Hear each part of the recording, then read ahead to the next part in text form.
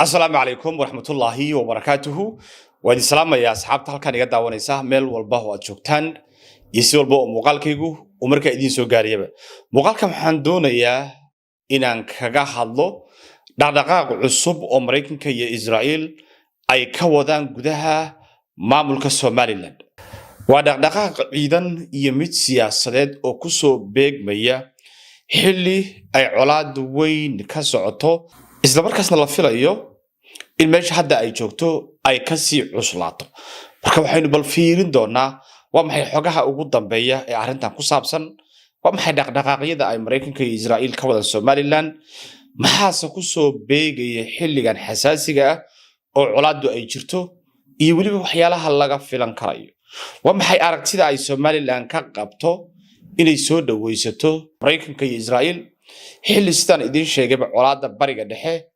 ay bariga dhexe tahay. Marka bal arrimaha ayaynu muuqaalkan ku rogrogi doonaa, wararkii ugu dambeeyay arrintan ku saabsanaa ee laga qorayna waynu dul istaagi doonaa.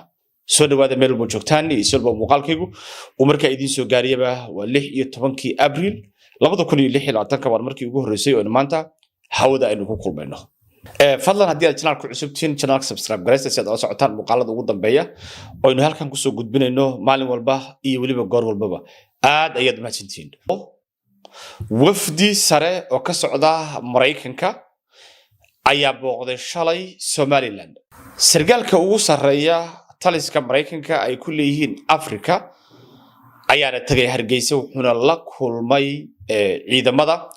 iyo madaxda maamulka Somaliland ayuu halkaasi kula kulma. waxyaalaha laga qoray arrintan markii aad fiiriso ayaad si weyn runtii u yaabaysaa. tusaale ahaan oo kale qormadan ayaa waxay sheegaysaa saraakiisha Somaliland ay u sheegeen Mareykanka oo ay ku yiraahdeen xakamaynta agagaarka marinbiyoodka Baabul Mandab iyo weliba Badda Cas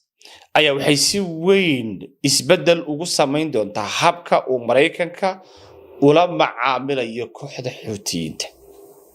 si kale haddii loo dhigo waxay Somaliland tiri marinbiyoodka Baabul Mandab iyo Badda Cas waxay isbedel weyn ku samayn karaan habka ay dowladda Mareykanku ula dagaalamayso ama isaga dhicinayso ama isaga riixayso kooxda loo yaqaano Xuutiyiintu. intaas kuma aysan koobnaanin. waxay yiraahdeen Somaliland waxay taageero u muujisay Mareykanka iyo Israa'iil si markaasi ay u adeegsadaan dhulkooda isla markaasna ay ula dagaalamaan kooxda Xuutiyiinta. marka Somaliland ayaa waxay doonaysaa in dhulkeeda ay markaasi ku wareejiso Mareykanka iyo Israa'iil si ay Xuutiyiinta uga weeraraan. ma aaminaysaan? waxaan markaa isweydiiyey arrintan ayaa waxay imaanaysaa maalin kadib xilli Israa'iil ay walaac weyn ay ka muujisay in kooxda Xuutiyiintu ay isku dayayaan ama isku dayi karayaan inay gebi ahaanba ay xiraan marinbiyoodka Baabul Mandab. waa xilli cabsidaasi Israa'iil ay hayso ayay ku soo aadaysaa inay maxaa la yiraahdaa Somaliland ay ku qalqaaliyaan in dhulkooda laga duulo kooxda Xuutiyiinta. وحيل أي حالة داسو أي تاجنتها. بل ير بينو كتر حكنا إن أمريكا معلومات كان يركع اللقاء قريب بوقشدي أي ماذا أمريكا وأي بوقدين بجانب هرجيسة. وهذا سويدين يا أنو وأنا ولي جرال هاي وحمام لك هرجيسة كوكاس بيا إلى أمضى العلاج السوتشيدان. وهاي كاستفيجيا إن لوجود الضجالمو. aragtida ay ka dhaxlayaan iyo wanaaga ay ka helayaan in colaadooda ahayn dhulkooda loo soo keeno. waa maxay wax laga helayo kulli anigu ma garanin. dadka masaakiinta ah ee hadda la daala dhacaya sicir bararka iyo weliba inaysan haysanin adeegyo dawladeed in la yiraahdo hal loo keeno colaadan hadda bariga dhexe ka socota oo caalamka dhan saameynaysa oo weliba la yiraahdo إذا حتى أي صوت ويسنيان أيهن Mareykanka iyo Israa'iil oo ay leeyihiin dhulkeena kala dagaalama inaad dhulkeena joogtaan waxay idin fududaynaysaa inaad ku xadkaataan habka aad ula macaamilaysaan isbedel ayaa ku imaanaya way ku qalqaalinayaan ayaga doonayo soo riixanaya colaad ma in la dhibaateeyo oo lagu soo duulo oo ay maraykanka iyo Israa'iil dhulkooda ku dul dagaalamaan oo ayagana la baabi'iyo sidaasay dowladnimadu u arkaan. I don't understand kulley qaybtaasi bal aragtida comment nugula wadaag. Laakiin waa qodob musiibo oo muujinaya sidaba nimanka maamulkan maamula ilaa iyo markaad fiirso xataa historical markaad fiirso hada dib ugu laabato way back ilaa iyo ninkii cigaal la oran jiray waxa ku dhex jira some sort of waxaan aqoonin oo jacayl gaala ah waliba jacayl yuhuudeed aba ku dhex jira. I don't understand connection kan nimankan yuhuudda kala dhaxeeyaan waa la leefleefaya waa la doonayaa ha noo imaada dhulka kala dalaga dhulka naga timaadaan ba xuutiyiintu kaabigay Hargeysa Berbera u joogtaa waxbaqtooda kaba iska daa xataa shilinkii lagu tuurabay arkaya xeewad u leeyihiin meelaha yar yarka hadda ay ka dhisteen airport iyo Berbera iyo hal saacad kuma qaadanayso xuutiga cagtooda Marya wana war kuma qaadanayso adigoo sida u dareemi karaya dadkaan wax caalam ka jira kama warqabaan xuutiga laga sheekeeyo ma yaqaanaan miya gantaalada Iran laga sheekeeyo ma yaqaanaan miya dronidan laga sheekeeyo Shahid 136 kan caalamka dhan ka deerano waxaan miya noo Hargeysa maamula ma duni kale ku nool yihiin I don't know laakiin waa very scary tawaayda dhanka kale markii aad fiiriso maalintii shalay ahayd xogtaan nimankan waxay Hargeysa booqdeen daraad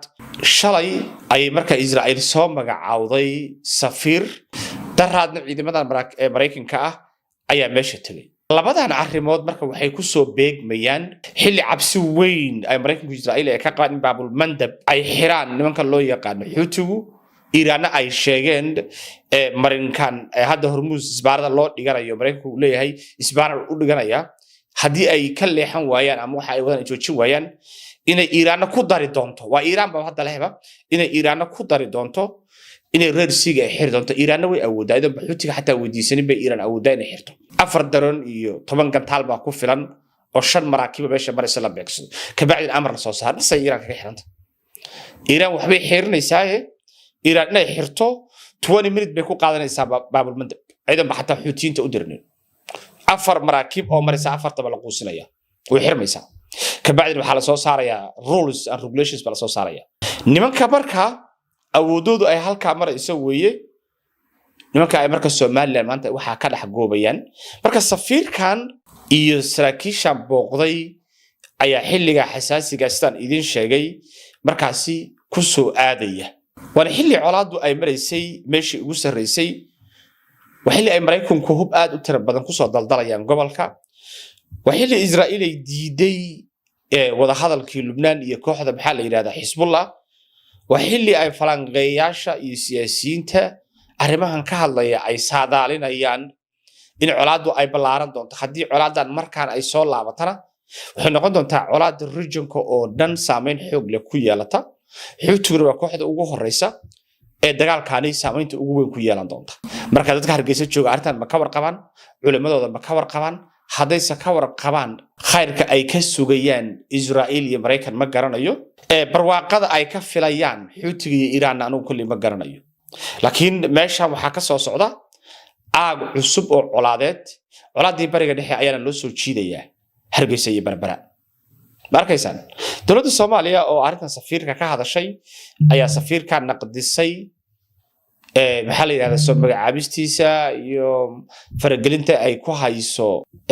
maxaa la yiraahdaa Soomaaliya laakiin ayaguna hadalkooda waraaq ma dhaafsan marka waa dalba oo yaa kule Hargeysa taasa ka taagan xamarna midaasa ka taagan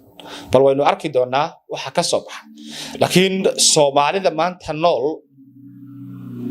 Soomaalida maanta gantaalada in ay ku dul dhacaan goobiso Soomaalida ku haysan ugu dul dagaalama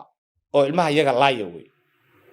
what do you think bal qaybta commentiga aragtida nugula wadaag wixii dambe arrintan ka soo baxa muuqaaladeena dambe ayuu ku fiili doonaa assalamu alaykum warahmatullahi ta'ala wa barakatuh